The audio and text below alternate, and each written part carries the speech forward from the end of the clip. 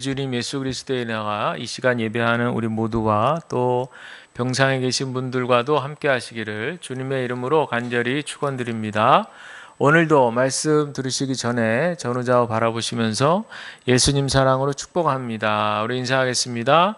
예수님 사랑으로 축복합니다. 예수님 사랑으로 축복합니다. 아멘. 감사합니다. 오늘은 아시는 대로 2025년도 마지막 52번째 주일, 마지막 성년주일 예배로 드립니다. 지나간 우리 한 해 동안 돌이켜보면 새해 첫 주일 시작한 게 엊그제 같은데 벌써 올해 이제 마지막 성년주일을 맞이했고, 지나간 세월 동안에 여러 가지 일들 속에서도 하나님께서 이렇게 또 지켜주시고 인도해 주셨다, 이런 생각이 들어서 감사한 마음이 듭니다. 오늘은 평소에 설교 대신에 오늘 지난주 광고 드린 대로 직분자 교육을 좀 대신하는 그런 시간을 좀 가지려고 합니다. 사실 이 시간은 뭐 누군가를 평가하려고 하거나 혹은 어떤 직분에 대해서 막 부담을 얹어드리려고 하는 그런 시간이 아니라, 우리가 어떤 마음으로 이 직분을 받고 또 교회를 섬겨야 될까, 그리고 왜 하나님께서 교회를 함께 이렇게 합력해서 섬기도록 하셨는가, 이런 부분들을 좀 정리해 보는 시간을 좀 갖도록 하겠습니다. 먼저 우리가 짚고 넘어가야 될 부분 뭐냐면, 교회 안에서 이 직분이 종종 오해를 받는 경우가 있습니다. 어떤 분들은 내가 신앙생활 오래 했으니까 마치 증명서 같이 이 직분이 하나의 내가 오랫동안 신앙생활한 표다, 이렇게 생각할 수도 있고, 또 어떤 분들은 교회 안에서 이 직분을 통해서 사회에서 이렇게 대접받듯이 교회에서도 내가 좀 이렇게 대접 어느 정도는 받을 수 있지 않을까, 이런 생각을 하시는 분도 있습니다.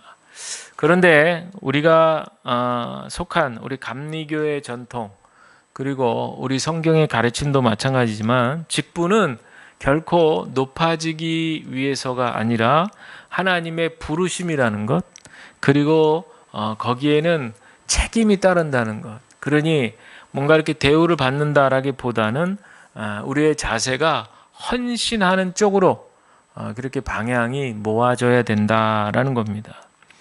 그래서 오늘 이 시간에 우리는 집사와 권사는 과연 어떤 일을 해야 되는가라기보다는 집사와 권사는 어떤 사람인가, 우리가 이거를 좀 물어야 될 것입니다.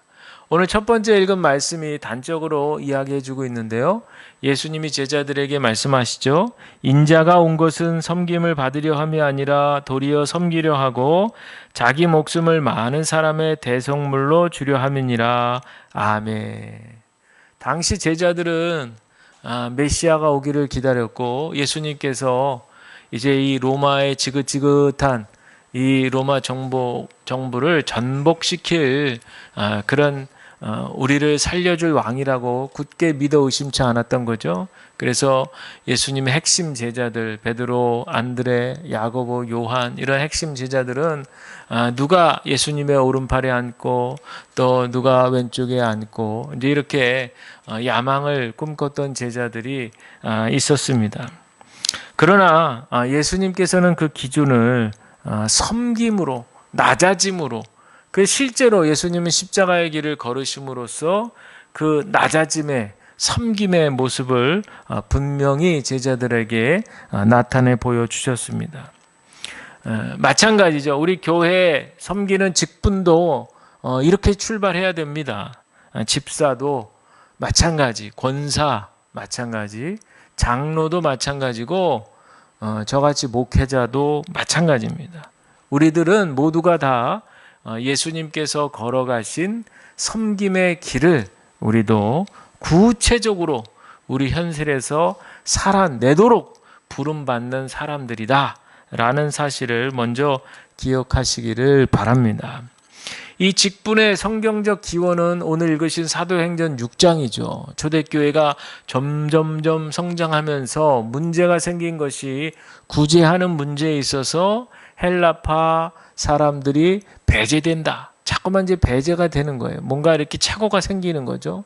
그래서 이제 원망이 일어나니까 공동체에서 그런 일들을 일어나니 사도들이 문제를 해결하기 위해서 이제 적극적으로 개입을 하긴 하는데, 생각을 해보니까 그 일도 중요하지만 사도들은 말씀과 기도 사역이 가장 중요하다. 그렇죠? 말씀을 전하고 말씀을 준비해서 전하고 기도하는 사역이 가장 중요하고, 그 일은 좀 누가 맡아서 좀 대신 해주면 좋겠다. 이게 이제 공동체의 어떤 운영적인 면에 있어서 지혜로운 방법인데, 그래서 오늘 말씀의 2절에 보니까 우리가 하나님의 말씀을 제쳐놓고 접대를 일삼는 것이 마땅치 않다, 이렇게 얘기를 하는 거죠. 그래서 사람을 세우게 된 거죠. 그래서 6절에 보니까 7명의 집사를 세우고 그들을 위해서 기도하고, 그리고 끝에 가면 뭐라고 나옵니까? 안수했다, 이렇게 나옵니다. 안수했다.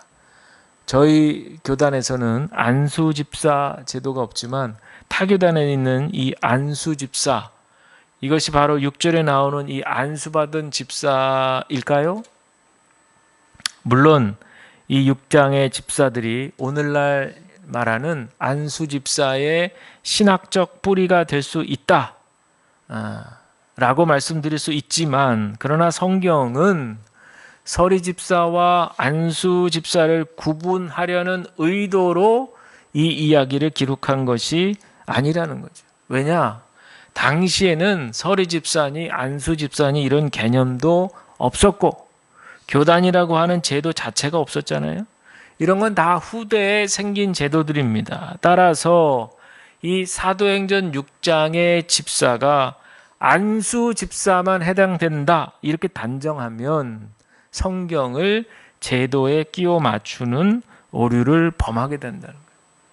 성경이 강조하는 것은 직급이 아니라 교회가 공동체의 사랑과 말씀을 지키기 위해서 사도들이 기도하며 사람을 세웠다, 이게 중요한 거예요.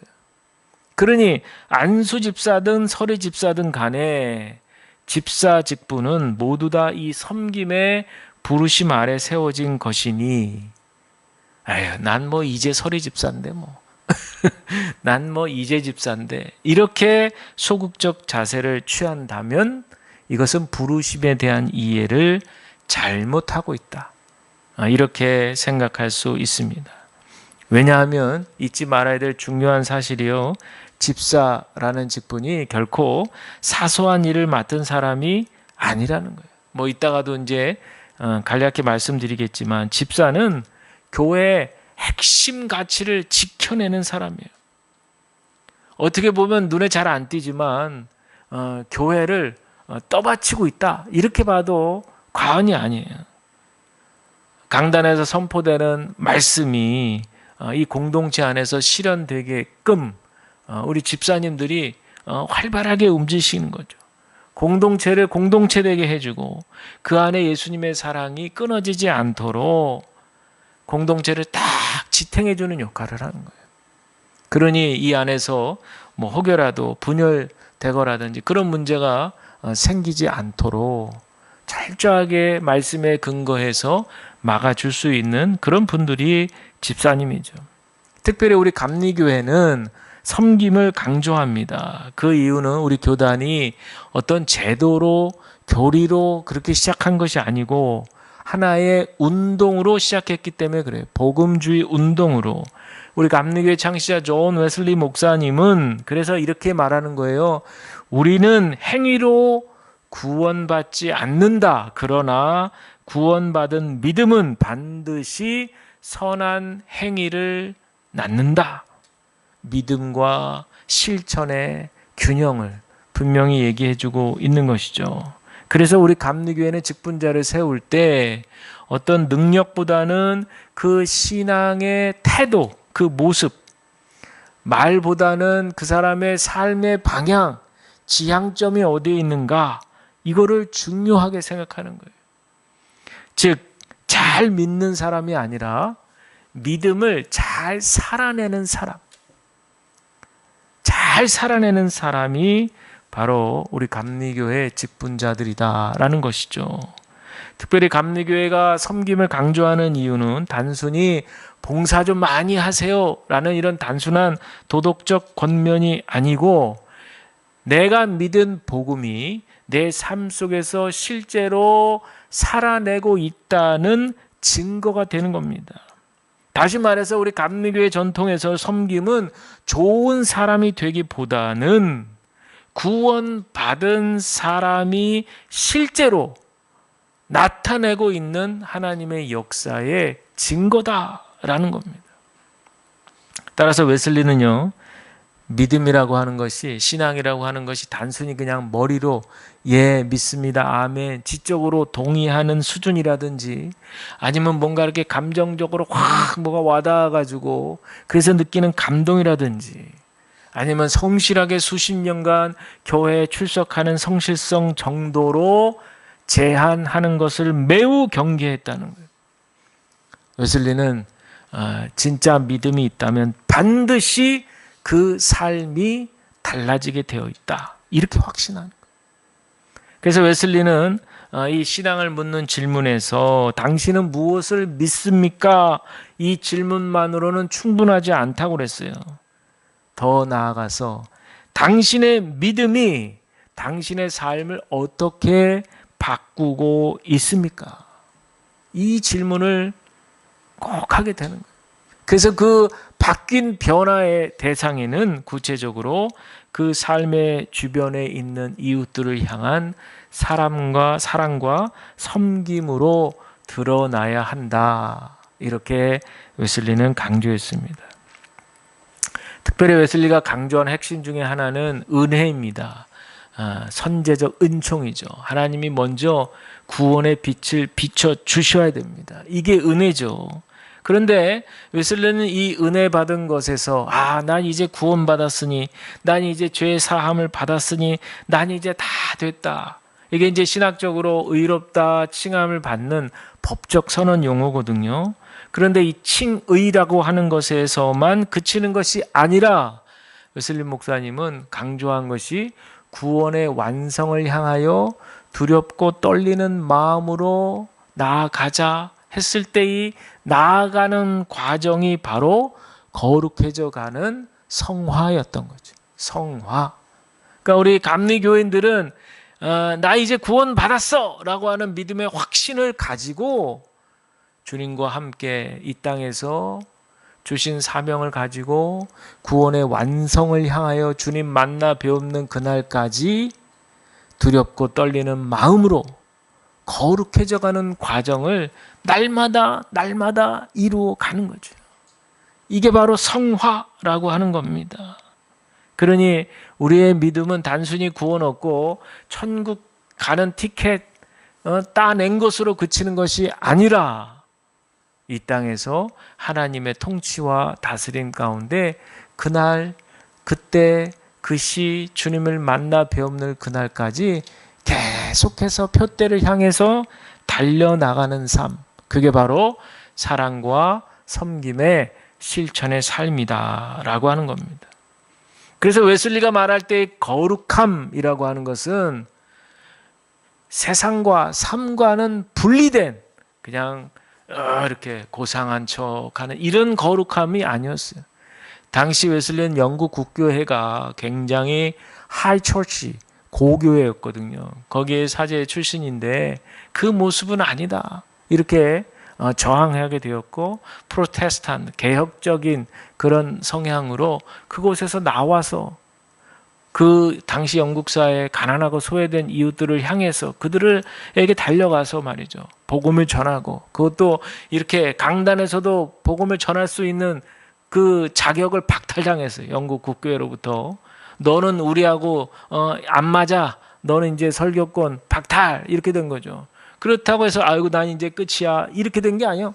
성령께서 웨슬리를 강하게 막 인도하니까 그냥 노상에서 막 그냥 야외에서 막 설교하니까 사람들이 몰려옵니다. 거기다가 막 복음을 전하고 말이죠. 그래서 웨슬리는 그렇게 감리교 운동이 시작된 거지, 뭐 교리를 만들고 제도를 만들고 뭐 교단을 세우고 이래서 감리교회가 생긴 것이 결코 아니라는 거죠. 늘 말을 타고 다니면서 말이죠. 그 열정적인 복음의 열정을 가지고 그렇게 많은 사람들을 구원해내는 일에 앞장섰던, 특별히 사회에서 홀대받고 소외된 가난한 이웃들을 향해서 복음과 사랑을 전했던 그 바로 웨슬리 목사님의 그 행보가 감리교회 운동을 일으키게 됐다는 겁니다. 따라서 웨슬리의 이 거룩함이라고 하는 개념은 나 혼자 믿어서 되는 것이 아니라는 거죠. 반드시 공동체, 크든 작든 간에 공동체 안에서 서로 연결이 되고 함께 돕고 섬기는 가운데 그 안에서 신앙이 성장하고 내 인격이 훈련을 받고 연단이 되어지고 말씀을 배우고 자라나고 이런 모든 일련의 과정들이 공동체 안에서 이루어진다는 거죠. 그래서 우리 감리교회 할 때 감리자, 감리할 때 감자는 뭐냐면 한자로 볼감이에요. 볼감. 살피고 지켜본다는 뜻입니다. 그리고 리자는 다스릴 리자예요. 정리하고 바르게 세우고 질서를 잘 잡는다는 뜻이거든요. 그러니까 이 말은 사람들한테 웨슬리가 당신 알아서 믿으시오. 각자 알아서 잘 믿어. 이게 아니에요. 요즘과 같이 이렇게 나홀로 신앙 이런 분들이 많아지고 있는데 그게 우리 감리교회 전통이 아닙니다. 감리교회는 서로를 살피는 신앙이에요. 그래서 그 대표적인 감리교회 굳이 제도라고 한다면 바로 속회죠. 속회. 감리교회 속회에서 시작해가지고 지금 이게 여러 이름으로 바뀌어 나가고 있죠. 다른 교단에서도 그렇고 구역회니 세리니 등등 여러 이름으로. 근데 그 시작이 바로 웨슬리의 속회입니다. 근데 웨슬리의 속회 그냥 모여서 성경 공부하는 모임이 아니었어요. 그냥 그 모여서 우리 속회 예배 빨리 드립시다. 우리 빨리 해치우고 그리고 성경 지난주에 몇 장 읽었는지 이런 거 조사하고 자 우리 빨리 흩어집시다. 이게 아니에요. 이 속회 원래 취지는 일주일 동안 생활 속에서 삶 속에서 신자들이 어떻게 신앙생활 했는지를 아주 집요하게 체크하고 점검하는 거예요. 그래서 웨슬리의 그 신앙 점검표를 보면 질문이 막 엄청 많아요. 그걸 보고 항상 매일같이 자기 신앙을 점검하는데 이 속회 시간에 만나면요. 그저 지난 한 주간 잘 지내셨죠? 잘 지내셨습니까? 그럼 아멘. 예, 잘 지냈어요. 그 다음 순서 아니에요. 그게 아니에요. 구체적으로 어떻게 지냈는지를 분명하게 묻는 거예요. 그 대표적인 질문이 구체적으로 회개한 것이 있으면 그것이 무엇입니까? 그리고 어떤 말씀에 순종했습니까? 누구는 용서했습니까? 또 어떤 시험과 유혹에 싸워 이겨내셨습니까? 또 삶 속에서 어떤 선행을 실천했습니까? 이거를 하나하나 다 확인하는 거예요. 그 당시에 속회라고 하는 것은 영적 점검장이에요. 영적 점검장. 일주일 동안 내 신앙, 영적 전쟁터에서 싸워서 때로는 이기기도 하지만 때로는 막 시험에 걸려 넘어지기도 하고 막 이런 모든 적나라한 내 상황을 쫙 웨슬리가 다 점검을 하고 함께 막 붙들고 기도하고 말이죠. 이런 어떤 영적 점검장이 바로 속회였던 거죠. 그래서 이 모임을 규칙적으로 계속하는 거예요.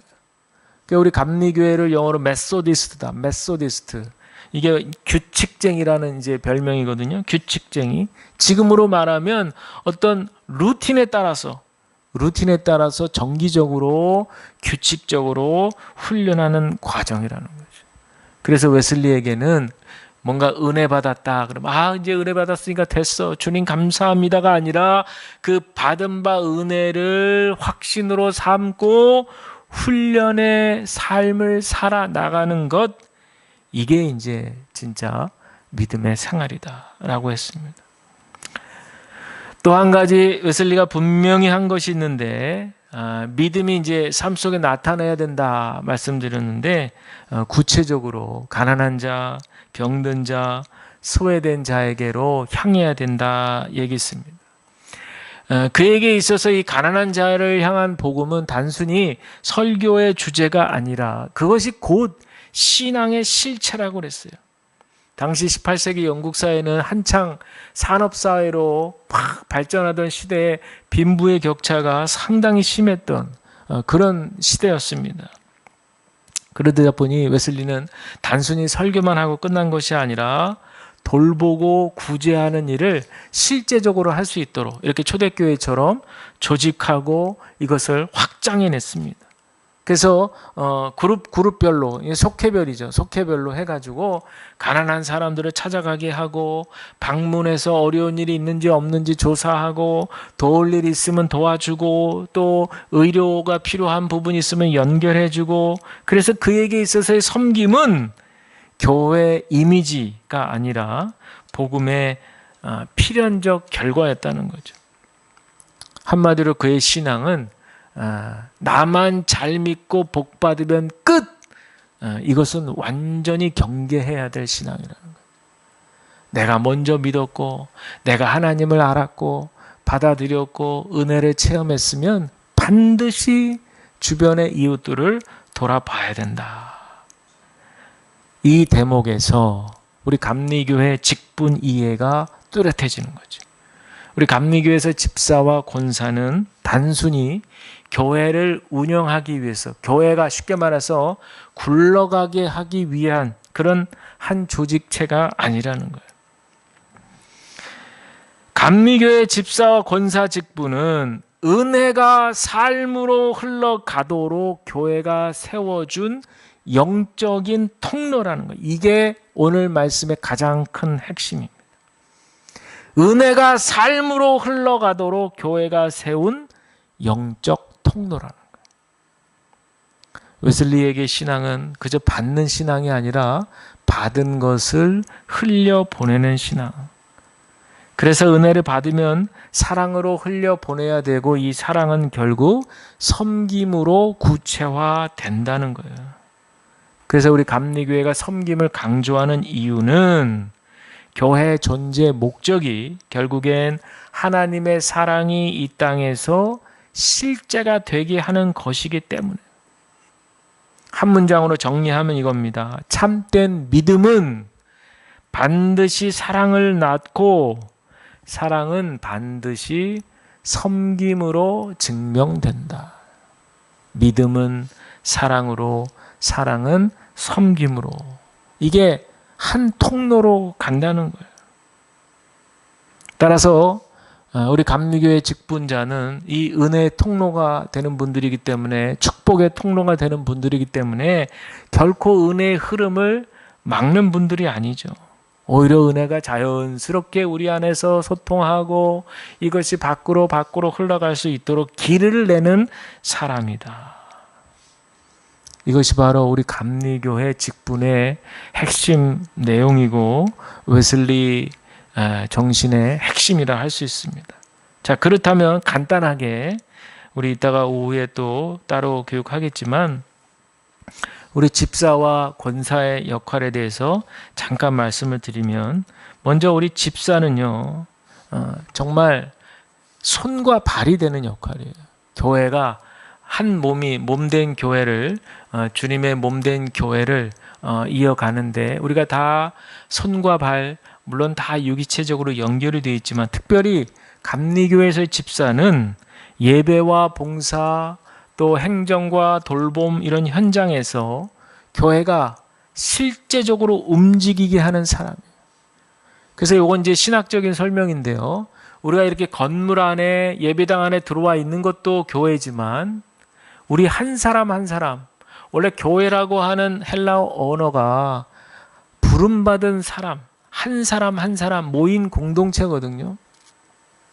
그러다 보니까 내 한 사람 한 사람이 교회가 될 수 있어요.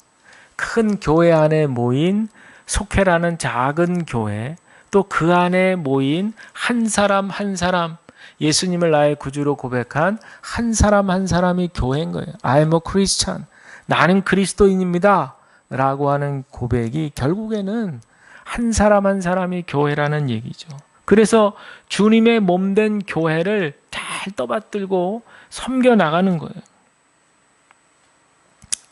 그래서 이 집사 직분은요, 교회를 실제적으로 움직이게 하는 역할을 하기 때문에 눈에 띄지 않을지라도 그 역할이 없어지면 금방 교회는 흔들리는 거예요. 그러니까 얼마나 중요한지 몰라요. 뭐 어떤 분들은 집사가 허리 역할이다, 뭐 이렇게까지도 얘기해서 허리가 끊어지면 교회는 제대로 지켜질 수 없다. 집사가 흔들리면 교회가 흔들린다. 굉장한 말이에요. 집사가 흔들리면 교회가 흔들린다. 그러니 우리 집사 직분이 얼마나 중요한가. 우리 예전에는 집사 이렇게 받으면 뭐 그냥 교회 조금 다니면 집사 주는 거지 뭐 그냥 이 정도로 가벼이 생각했거든요.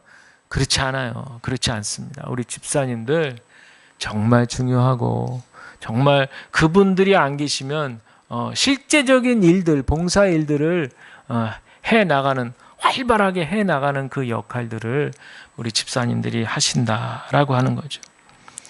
권사, 이 권사, 성경에는 사실 권사라는 용어가 나오지 않죠. 그러나 교회 전통과 역사 속에서 권사는 분명히 중요한 역할을 감당했는데, 특별히 우리 감리교회에서 권사는 기도로 교회를 붙드는 사람, 그리고 삶으로 신앙의 본을 보이는 분들이 바로 권사님들이에요.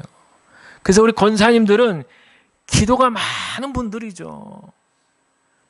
우리 일단 권사님들 하면 벌써 다 기도의 자리들 탁탁탁 수십 년간 지키면서 거기서 교회와 나라와 민족과 교회와 각 가정들 위해서 기도한 그 기도. 사실은 우리 한국교회가 지금 이만큼 버텨내고 있는 것도 저는 그 옛날 수십 년 전부터 기도하셨던 그 어머님들, 그 권사님들이 계셨기 때문이다. 저는 그렇게 생각을 해요. 그래서 이 교회 권사님들이 그 기도의 사명을 잘 감당하는 것이 바로 교회의 영적인 온도를 따뜻하게 온도를 유지시켜주는 중요한 역할을 되는 거예요. 여러분, 이 영적 온도라는 게 얼마나 중요한지, 저는 다른 말로 하면 영적 분위기다 이렇게 얘기하는데, 이 분위기가 교회가 따뜻해져 있으면 비록 어떤 무슨 이렇게 안 좋은 일이 생겨도요, 그 문제가 해결되는데 어려움 없이 해결이 됩니다. 그런데 이 분위기가 차갑고 조금만 닿아도 막 베일 것 같고 막 이런 좀 차가운 분위기 있는 공동체 같으면 별것 아닌 문제인데 문제가 확 커질 수도 있어요. 저는 앞서 첫 번째 얘기한 교회도 있어봤고 두 번째 있었던 교회도 있어봐가지고 아주 극명으로 이게 대조가 되거든요.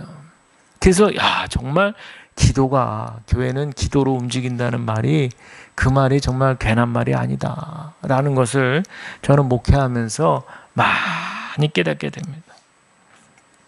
오늘 이 자리에 타교단에서 신앙훈련 받고 오신 분도 계시는데, 교단은 다를 수 있고 제도도 다를 수 있지만 분명한 사실 하나는 하나님 앞에서의 부르심은 똑같다는 거예요.